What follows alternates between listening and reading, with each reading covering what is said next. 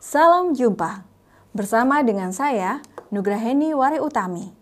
Kali ini kita akan membahas kondisi konseli kita yang sangat berpengaruh di dalam proses konseling.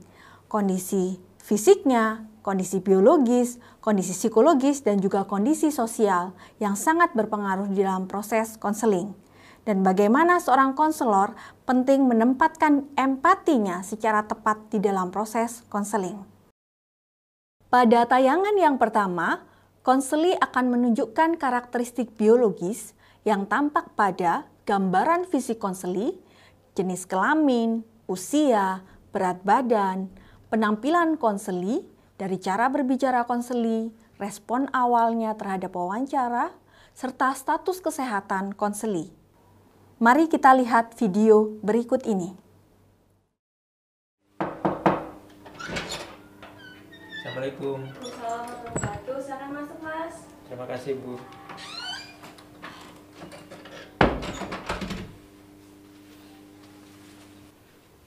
Santai saja, Mas. Silakan duduk. Baik. Gimana yang Mas merasa nyaman? Baik, Bu. Ya. Ibu senang sekali Torik datang ke ruangan Ibu dan menemui Ibu. Bagaimana kabar Mas Torik hari ini? Ya, alhamdulillah baik, Bu. Oh ya, alhamdulillah baik. Semoga Mas Torik sehat selalu ya. Amin. Oh ya, Mas Torik. Mas Torik ikut kegiatan apa saja di kampus? Saya ikut cabang Bu, futsal.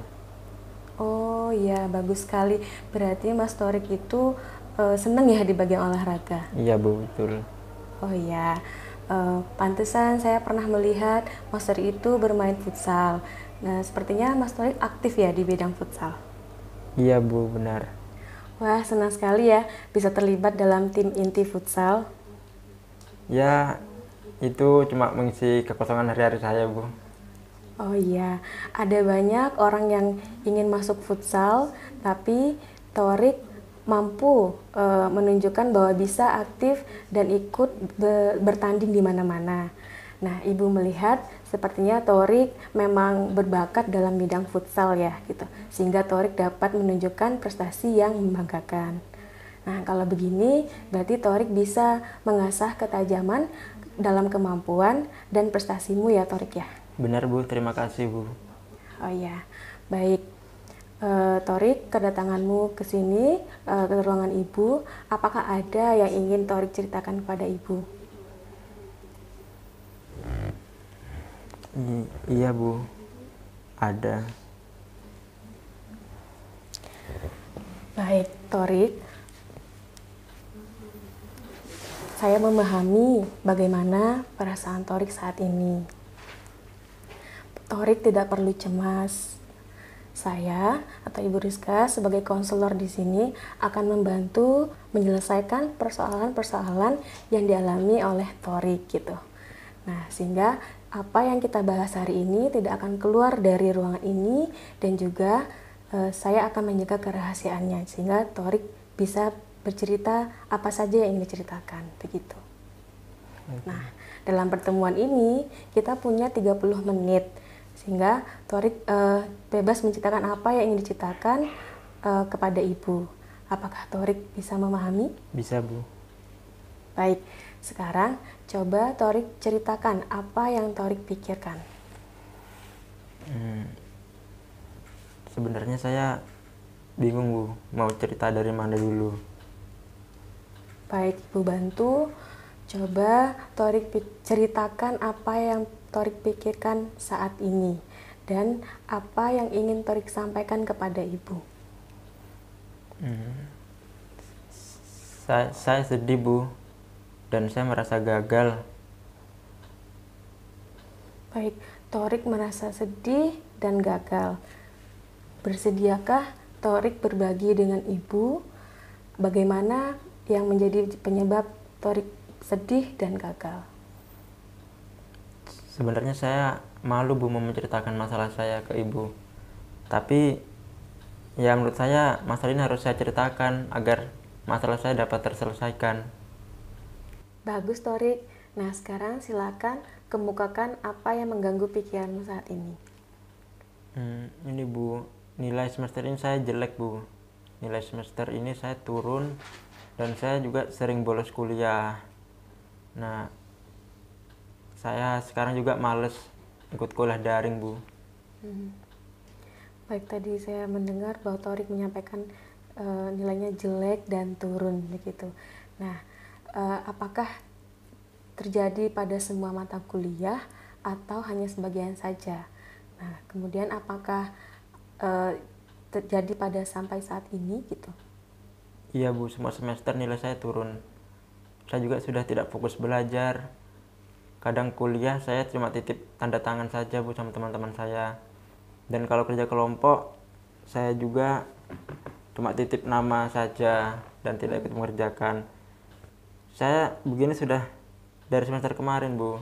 Sebenarnya saya itu tidak ingin seperti ini, Bu. Oh iya, baik Torik, saya memahami bagaimana perasaan Torik saat ini. Pada tayangan yang pertama, tampak bagaimana konseli menunjukkan gesturnya secara fisik yang tampak melalui meremas tangan dan kaki yang bergoyang serta menunduk ke bawah. Pada tayangan yang kedua, berusaha memberikan gambaran secara psikologis konseli yang tampak melalui gambaran tentang kondisi emosi konseli yang terlihat dari cara berbicara, responnya terhadap suatu masalah, serta pikiran-pikiran konseli terhadap situasi. Yang kedua adalah kesehatan jiwa berkaitan dengan depresi, gelisah, gangguan kognitif, serta catatan menjadi korban berkaitan dengan pengalaman dengan trauma dan kekerasan serta penganiayaan. Untuk lebih jelasnya, mari kita simak tayangan berikut ini. Setia ingin berubah. Lalu, hal apa yang sudah Setia lakukan selama ini? Sampai saat ini tidak ada sih, Bu. Cuman saya merasa akhir-akhir ini saya sakit, Bu. Saya nggak bisa tidur kalau malam. Nggak tahu kenapa. Saya sering banget kepikiran dengan keadaan rumah. Coba Setia ceritakan bagaimana kondisi hubungan kamu dalam keluarga. Ya gimana ya, Bu? Saya nggak kuat. Setia sudah merasa tidak kuat lagi ya? Iya, Bu, saya nggak kuat. Ya, di keluarga saya tuh sering banget berantem gitu loh, Bu. Ini mungkin karena ayah saya baru saja kehilangan pekerjaannya. Jadi, ibu saya tuh sering dimarahi, dipukuli. Saya sampai nggak tahu harus gimana. Saya bingung, Bu. Saya juga sedih. Setia merasa sedih, merasa takut. Apakah benar demikian? Ya, gimana saya nggak takut ya, Bu. Dulu tuh keluarga saya tuh baik-baik aja. Sekarang tuh berantakan. Cuma gara-gara ayah saya kerja serabutan. Kita nggak bisa makan yang seadanya seperti kayak dulu, Bu. Saya akhirnya nggak ada nafsu makan sama sekali. Karena terlalu banyak kepikiran soal keluarga saya, Ibu. Oke. Bu Kiki bisa memahami kondisi Setia saat ini. Siapapun pasti akan merasa sedih, merasa kecewa dengan kondisi keluarga yang dialami oleh Setia. Lalu saat ini Setia merasa malas makan karena keadaan rumah yang tidak stabil, karena memang makan seadanya. Lalu apa dampaknya kepada Setia? Saya sekarang mendapat itu, Bu. Saya didiagnosa penyakit ma akut. Karena memang benar-benar nggak bisa makan sama sekali. Saya kasihan lihat ibu saya, khawatir. Nggak tahu kenapa. Saya sedih lihat ibu saya dengan kondisinya saat itu, terus memikirkan saya dengan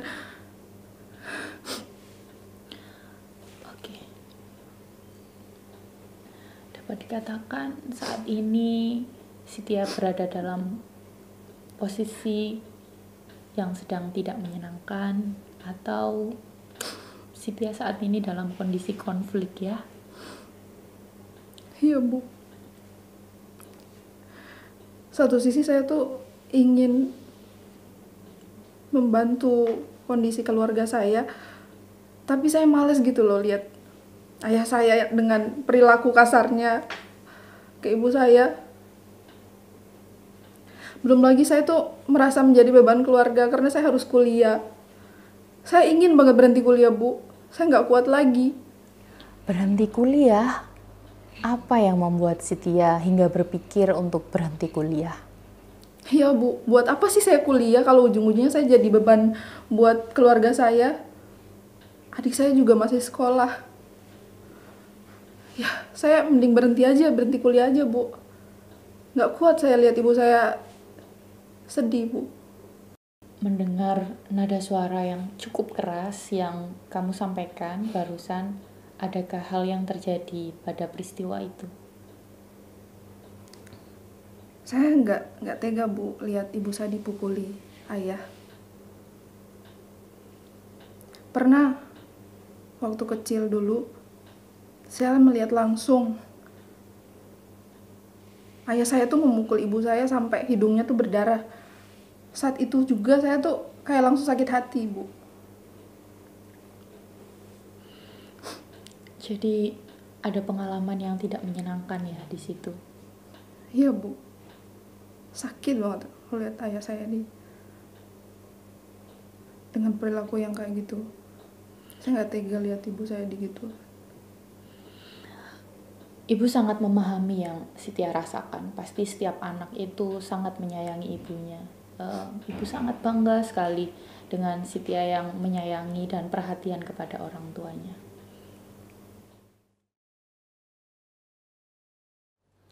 Pada tayangan tadi menunjukkan bagaimana konseli menunjukkan kata-kata dan gesturnya secara psikologis yang tampak melalui suara yang bergetar, menunduk, menangis, dan ekspresi sedih, gelisah, kekhawatiran, dan ketakutan konseli.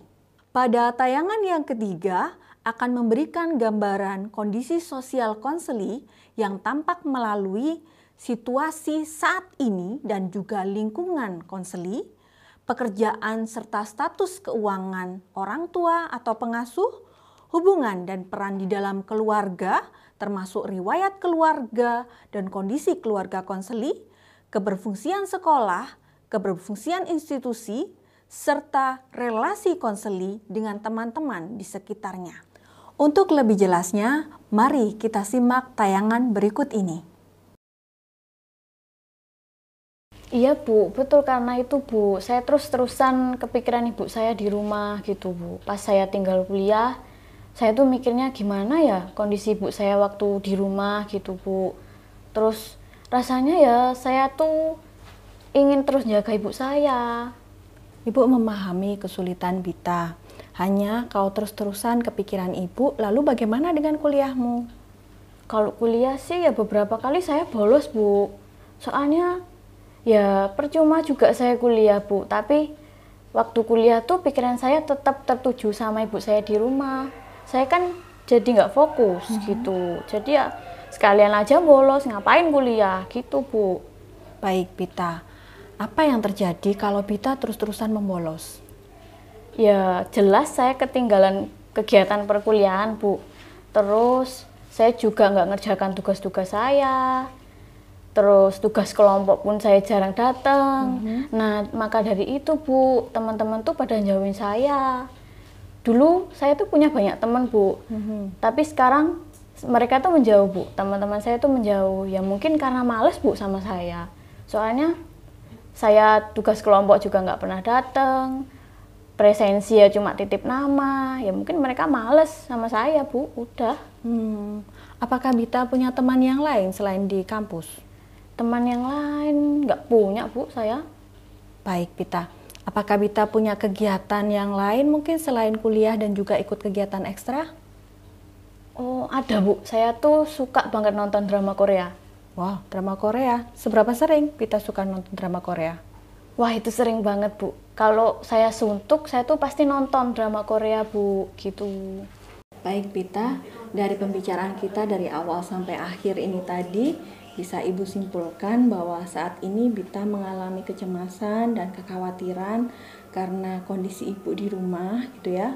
Karena kan ayah Bita baru kehilangan pekerjaan.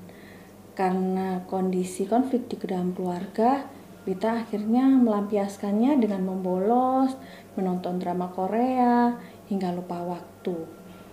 Bita juga kehilangan teman-teman. Begitu ya Bita kondisinya? Iya Bu, betul ya. Memang seperti itu yang saya rasakan Bu. Baik Bita, seperti janji kita di kontrak awal tadi ya, bahwa pembicaraan kita hanya 30 menit.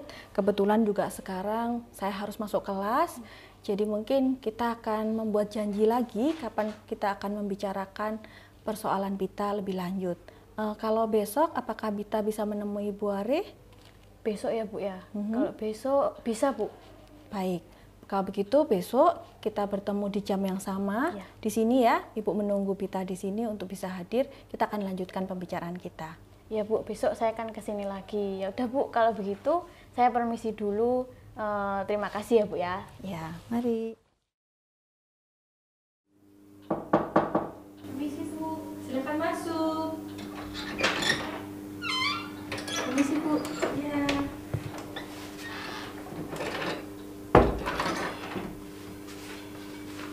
Wah, Bita yang datang. Silakan duduk Bita. Ya.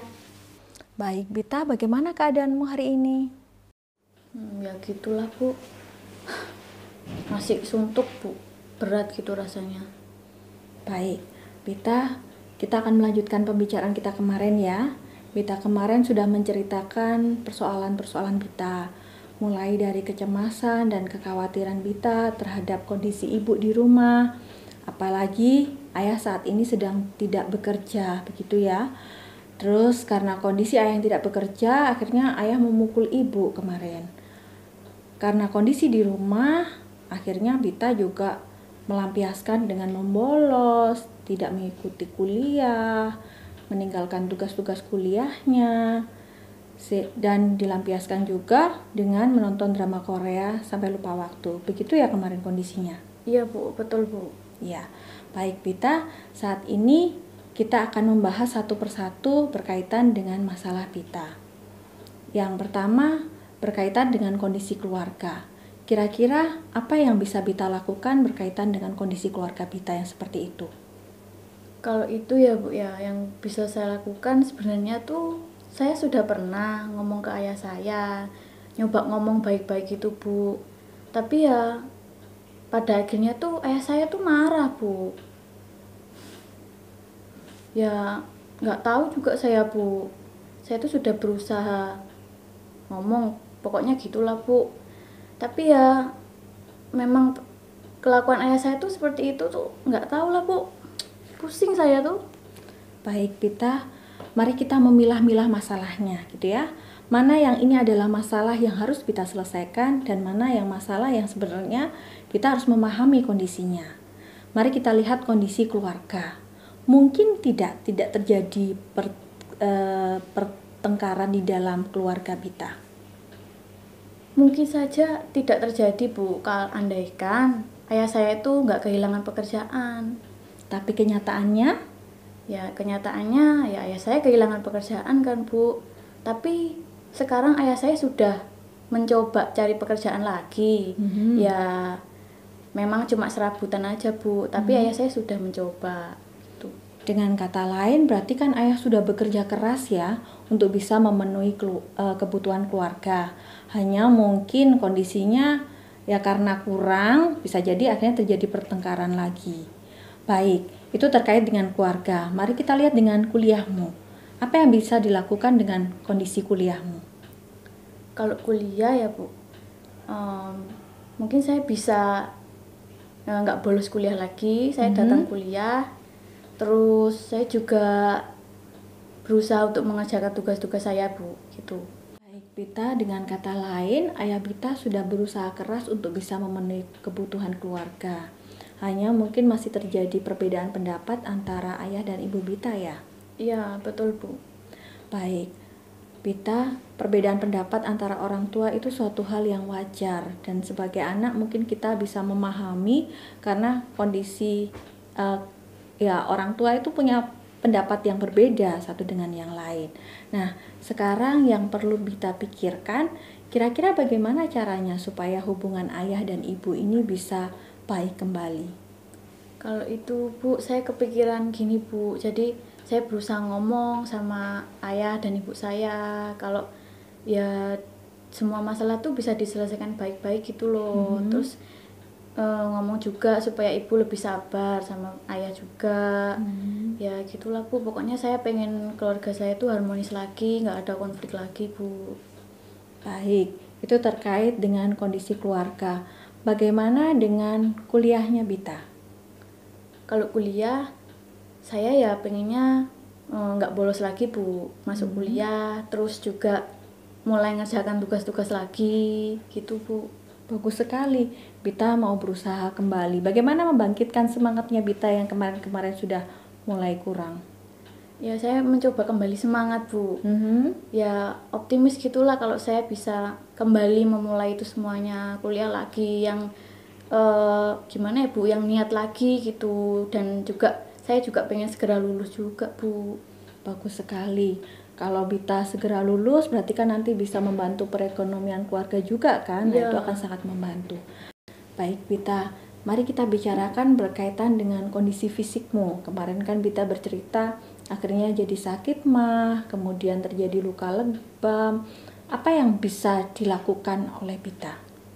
Kalau itu Bu, kalau yang sakit mahnya itu saya akan berusaha makan dengan teratur. Ya apa aja yang ada di rumah pokoknya bisa saya makan ya saya makan Bu. Terus kalau luka lebam itu kan bisa sembuh sendiri Bu ya. Ya asalkan saya nggak ikut campur masalah ayah dan ibu saya aja, saya kira udah selesai itu Bu. Bagus sekali, Bita sudah bisa menemukan solusi dari semua masalah Bita. Tadi yang pertama, Bita berusaha untuk semangat kuliah lagi gitu ya. Terus kemudian berusaha untuk merukunkan ayah dan ibu lagi, tidak ikut campur di dalam masalah ayah dan ibu. Bita juga berusaha untuk makan, menjaga kondisi kesehatan Bita lagi. Baik Bita, terkait dengan kondisi di rumah tadi ya, Bita berusaha untuk menerima kenyataan terkait dengan kondisi di rumah. Kira-kira hal positif dan negatifnya apa yang akan terjadi? Kalau itu ya saya harusnya udah nggak kaget lagi Bu kalau ayah dan ibu saya bertengkar gitu masalah pekerjaan ayah. Ya saya berusaha ngomong gitu loh Bu sama ayah dan ibu saya supaya saling lebih sabar satu sama lain gitu Bu. Dan juga sebagai anak saya berusaha memahami kalau memang orang tua saya itu pasti punya masalah mereka sendiri gitu Bu. Bagus sekali, Bita sudah menyampaikan hal positif dan negatif dari semua solusi yang sudah kita bahas tadi ya. Baik Bita, kita mau lihat nanti bagaimana solusi ini bisa Bita lakukan di rumah. Bu Arif memberikan waktu 1 minggu ya untuk Bita mulai menjalankan solusi yang sudah Bita sampaikan tadi. Nanti minggu depan Bita datang lagi ke sini, kita membahas lagi bagaimana perkembangan dari setiap solusi yang sudah Bita sampaikan tadi. Begitu ya Bita? Ya berarti minggu depan saya kesini lagi ya Bu ya? Ya, di jam yang sama kayaknya ya? Iya Bu. Ya. Baik Bita, terima kasih sudah bertemu dengan Bu Arif hari ini. Kita bertemu lagi di minggu depan. Ya Bu, saya juga terima kasih. Saya permisi dulu ya Bu ya. Ya, sama-sama.